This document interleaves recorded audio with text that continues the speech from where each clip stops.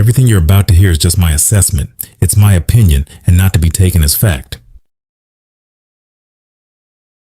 The content from Joni Lamb's interview with Marcus Rogers touches on sensitive family dynamics, allegations of misconduct, and Daystar operations.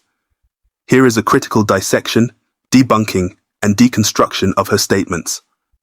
While maintaining an emphasis on facts, this analysis will challenge inconsistencies, unsubstantiated claims, and questionable rationalizations. 1. Truth comes to light, and I seek reconciliation. Dissection.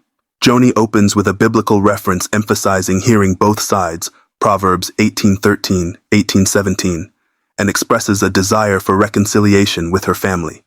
However, she immediately shifts focus to asserting her son's alleged deception and defends her actions. Debunking. Claiming a commitment to truth while categorically dismissing allegations undermines her credibility. Her insistence on her family's supposed fabrications without engaging meaningfully with the allegations suggests a defensive posture rather than an openness to resolution. Deconstruction. This contradiction highlights a lack of introspection. If reconciliation were the true goal, addressing grievances with humility would be the first step. Instead, Lamb frames herself as the sole victim, which alienates those she claims to want reconciliation with. 2. The incident with Pete was a misunderstanding. Dissection. Joni downplays allegations of misconduct involving a family member referred to as Pete. She recounts the incident in a way that minimizes its seriousness, emphasizing a lack of evidence and Pete's polygraph test results. Debunking.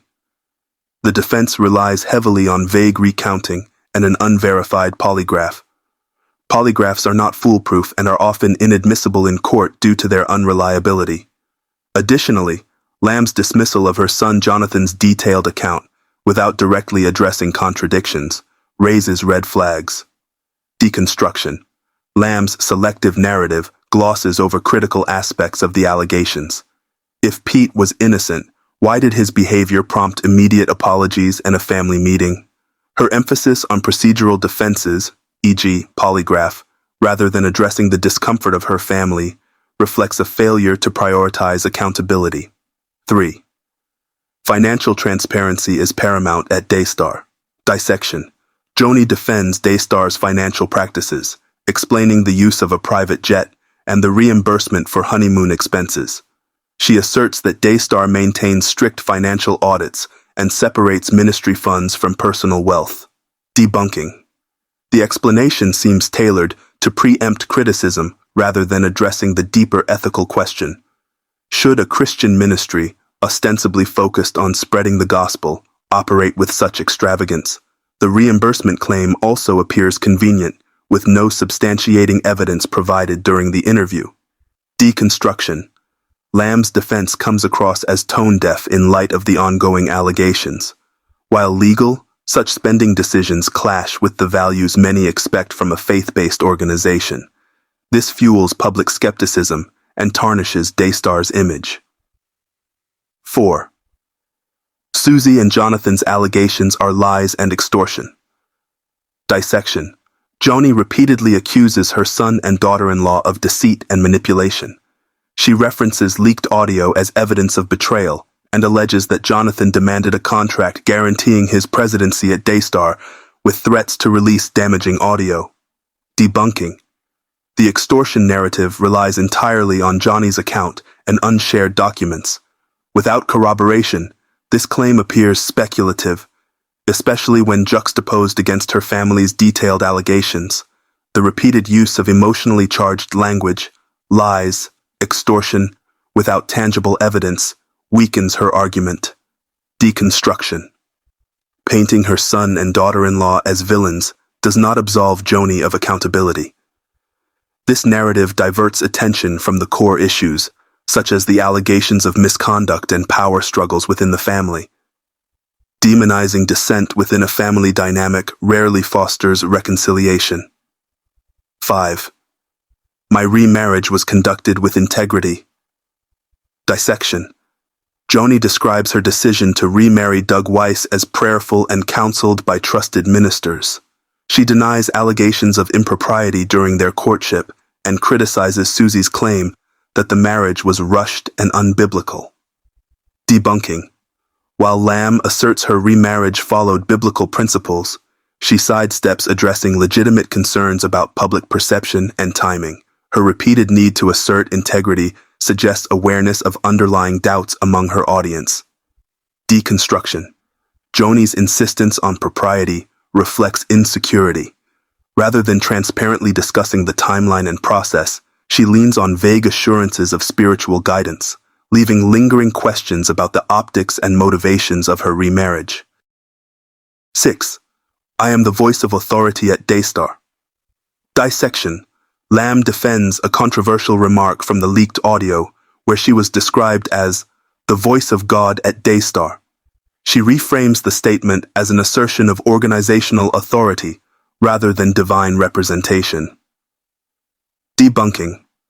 This clarification falls short, as the phrase voice of God carries weighty implications in a religious context.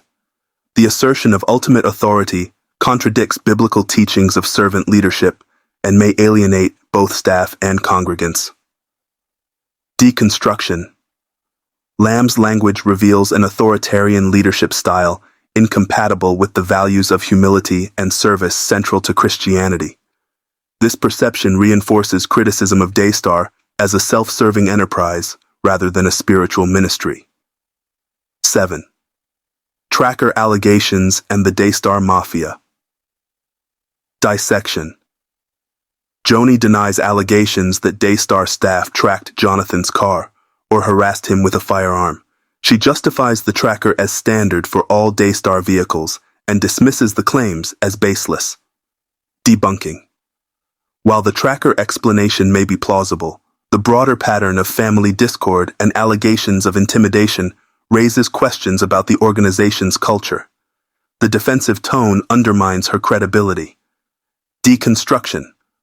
Rather than fostering understanding, Lamb's dismissive response fails to address the fears and concerns raised by her family. This approach exacerbates mistrust and perpetuates the perception of a toxic environment at Daystar.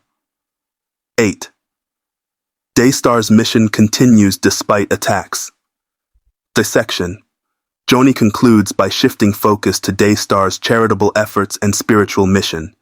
She frames the controversy as a spiritual battle meant to discredit the ministry. Debunking.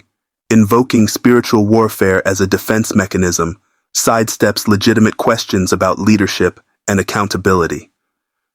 The attempt to frame criticism as an attack on the ministry deflects personal responsibility. Deconstruction.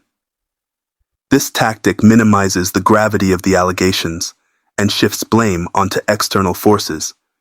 It risks alienating those who genuinely seek transparency and resolution within the ministry. Conclusion. Joni Lamb's comments in this interview reflect a mix of defensiveness, blame-shifting, and superficial reconciliation efforts. While she raises valid concerns about betrayal and misinformation, her failure to address substantive issues, such as the alleged cover-up, financial propriety, and authoritarian leadership, undermines her credibility.